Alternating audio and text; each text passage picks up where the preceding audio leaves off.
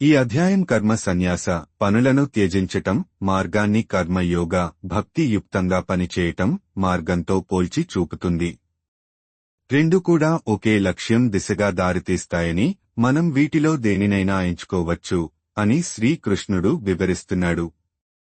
కాని మనస్సు ఎంతో పరిశుద్ధమైనదిగా ఉంటే తప్ప కర్మ సన్యాసం అనేది పరిపూర్ణంగా దోషరహితంగా చేయలేము మరియు భక్తితో పనిచేయటం ద్వారానే ఆ చిత్తశుద్ధి సాధించవచ్చు.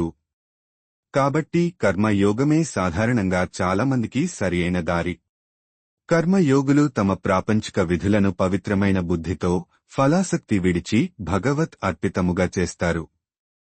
ఈ విధముగా తామరాకుకు తాను తేలియాడే నీటి యొక్క తడి అంటనట్టు వారికి పాపము అంటదు.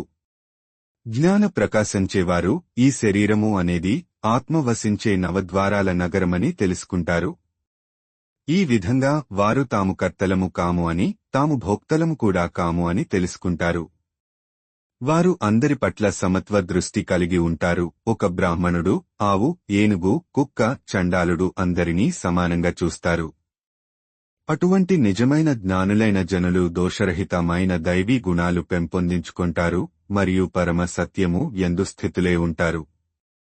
ప్రాపంచిక జనులు ఇంద్రియ వస్తు విషయముల నుండి వచ్చే సుఖాల కోసం ఎంతో శ్రమిస్తారు, కాని అవే నిజముగా దుఃఖ హేతువులు అని తెలుసుకోరు.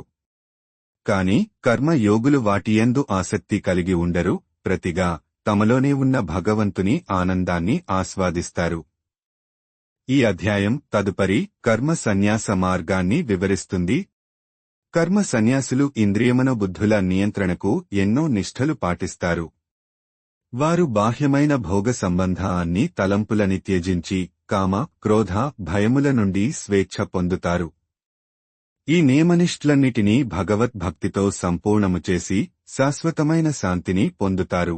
అర్జునుడు అన్నాడు, ఓ శ్రీకృష్ణ, నీవు కర్మ సన్యాసమును పనులను త్యజించుట ప్రశంసించావు మరియు కర్మయోగమును భక్తితో పనిచేయుట కూడా చేయమన్నావు. ఈ రెంటిలో ఏది శ్రేయస్కరమో ఖచ్చితముగా తేల్చి చెప్పుము. భగవానుడు పలికెను, ఈ కర్మ సన్యాస పనులను త్యజించుట మార్గము మరియు కర్మయోగ భక్తితో పనిచేయుట మార్గము రెండూ సర్వోన్నత లక్ష్యం వైపు దారితీస్తాయి. కాని కర్మయోగము అనేది కర్మ సన్యాసము కంటే శ్రేష్టమైనది. దేనిని ద్వేషింపక దేనిని ఆశించక ఉన్న కర్మయోగులను నిత్య సన్యాసులుగా తెలుసుకొనవలెను. అన్ని రకాల ద్వంద్వములకు అతీతంగా ఉండి వారు భౌతిక బంధాల నుండి సునాయాసముగా విముక్తులవుతారు.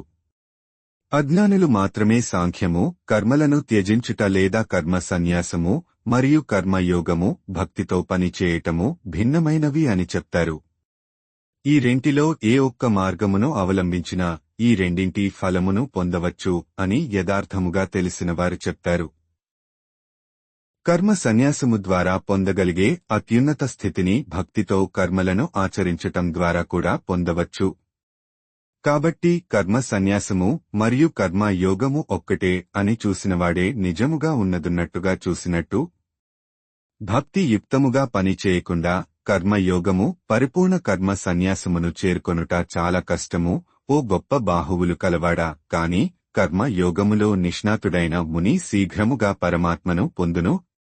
పరిశుద్ధమైన అంతఃకరణ కలిగి ఇంద్రియమనస్సులను నియంత్రణ చేసే కర్మయోగులు ప్రతి ప్రాణిలో పరమాత్మను దర్శిస్తారు. అన్ని రకాల పనులు చేస్తూనే ఉన్నవారు కర్మబంధాలలో చిక్కుకోరు. కర్మయోగములో దృఢ సంకల్పంతో స్థితులై ఉన్నవారు చూస్తున్నప్పుడు, వింటున్నప్పుడు, స్పృశిస్తున్నప్పుడు, వాసన చూస్తున్నప్పుడు, కదులుతున్నప్పుడు, నిద్రిస్తున్నప్పుడు, శ్వాసక్రియలప్పుడు, మాట్లాడుతున్నప్పుడు, విసర్జిస్తున్నప్పుడు, స్వీకరిస్తున్నప్పుడు, కన్నులు తెరుస్తున్నప్పుడు, మూస్తున్నప్పుడు చేసేది నేను కాదు అన్ని ఎల్లప్పుడూ భావింతురు.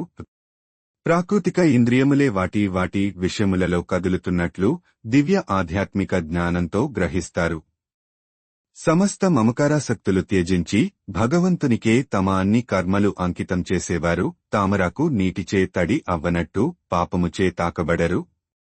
యోగులు మమకారాసక్తిని విడిచిపెట్టి కేవలం ఆత్మశుద్ధి కోసం మాత్రమే శరీరము, మనస్సు, ఇంద్రియములు, బుద్ధులతో కర్మలను ఆచరిస్తూ ఉంటారు. అన్ని క్రియాకలాపముల ఫలములను భగవంతునికే అర్పితము చేసి కర్మయోగులు శాశ్వతమైన శాంతిని పొందుతారు. అదే సమయంలో తమ కామముచే, కోరికలచే ప్రేరేపింపబడి స్వార్థ ప్రయోజనం కోసం పనిచేసేవారు కర్మ బంధములలో చిక్కుకుంటారు. ఎందుకంటే వారు కర్మ ఫలములపై ఆసక్తి కలిగి ఉంటారు. ఆత్మ నిగ్రహము, వైరాగ్యము ఉన్న జీవాత్మలు తాము దేనికి కర్త కాదని, దేనికి కారణము కాదని తెలుసుకొని ఈ యొక్క 9 ద్వారములు కల నగరములో సంతోషంగా ఉంటారు. కర్తృత్వ భావన కాని, కర్మల స్వభావం కాని భగవంతునిచే సృష్టించబడవు. కర్మ ఫలములను సృష్టించేది కూడా ఆయన కాదు. భౌతిక ప్రకృతి గుణములే వీటన్నిటినీ ప్రవర్తిల్లచేయును. సర్వాంతర్యామైన భగవంతుడు ఏ ఒక్కని పాపపు లేదా పుణ్యకర్మల యందు కూడా పాలు పంచుకోడు. జీవుల వివేకము అజ్ఞానముచే కప్పబడిపోవటం వలన వారు భ్రమకు లోనగుతున్నారు. కాని ఎవరికైతే దివ్య ఆధ్యాత్మిక జ్ఞానముచే అజ్ఞానం నాశనం చేయబడునో, సూర్యుడు ఉదయించినప్పుడు అన్నింటినీ ప్రకాశింపచేసినట్టు వారికి ఆ జ్ఞానము పరమాత్మను ప్రకాశింపచేయును. తమ బుద్ధి భగవంతుని యందే స్థితులైనవారు, సంపూర్ణముగా భగవంతుని యందే నిమగ్నమైనవారు, ఆయనే పరమ లక్ష్యమని దృఢ విశ్వాసం కలవారు వారి పాపములు జ్ఞాన ప్రకాశంచే నిర్మూలింపబడి త్వరితగతిన మరలా తిరిగిరాని స్థితిని పొందుతారు. నిజమైన పండితులు దివ్య జ్ఞాన చక్షువులతో ఓ బ్రాహ్మణుడిని, ఓ ఆవుని, ఓ ఏనుగుని, ఓ కుక్కని, ఓ చండాలుడిని సమదృష్టితో చూస్తారు. సమదృష్టి యందు సంపూర్ణ మనస్సుతో స్థితులైనవారు ఈ జన్మలోనే జననమరణ చక్రమును జయిస్తారు. వారు భగవంతుని యొక్క దోషరహిత గుణములను కలిగి ఉంటారు కాబట్టి పరమ సత్యము నందే స్థితులై ఉంటారు. భగవంతుని యందే స్థితులై దివ్య ఆధ్యాత్మిక జ్ఞానము నందు దృఢమైన అవగాహన కలిగి ఉండి మరియు భ్రమకు లోను కాకుండా ఉన్నవారు ప్రియమైనవి జరిగితే లభిస్తే పొంగిపోరు లేదా ఏవేని అప్రియమైనవి జరిగితే కృంగిపోరు.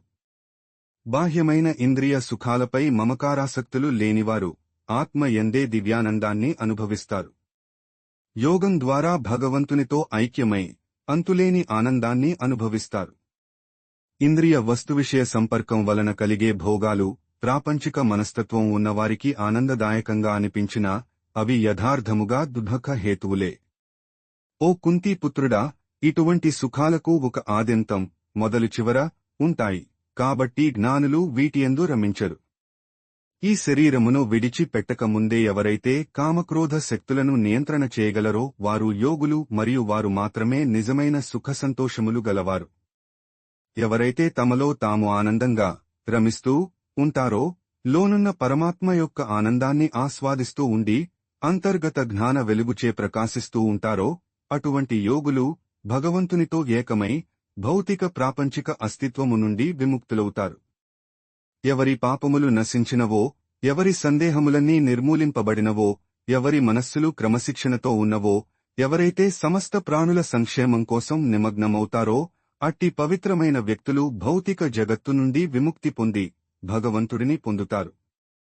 నిరంతర ప్రయాస ద్వారా కామక్రోధముల నుండి బయటపడినవారు, మనస్సుని నిగ్రహించినవారు, ఆత్మజ్ఞానంలో ఉన్నవారు అయినటువంటి సన్యాసులకు ఇహపరలోకాలలో భౌతిక అస్తిత్వం నుండి విముక్తి లభిస్తుంది. అన్ని బాహ్యమైన భోగ విషయముల తలంపులను త్యజించి దృష్టి కనుబొమల మధ్యే కేంద్రీకరించి నాసికా రంధ్రములలో లోనికి వచ్చే బయటకు వెళ్లే గాలిని సమముగా నియంత్రించి ఈ విధంగా ఇంద్రియ మనోబుద్ధులను నిగ్రహించి కామక్రోధభయ రహితుడైన ముని సర్వదా మోక్షస్థితి యందే వసించును. సమస్త యజ్ఞములకు తపస్సులకు భోక్తని నేనే అని, సమస్త లోకములకు అధిపతిని అని మరియు సర్వప్రాణుల యొక్క నిస్వార్థ మిత్రుడను అని తెలుసుకొనిన పిదప నా భక్తుడు శాంతిని పొందును.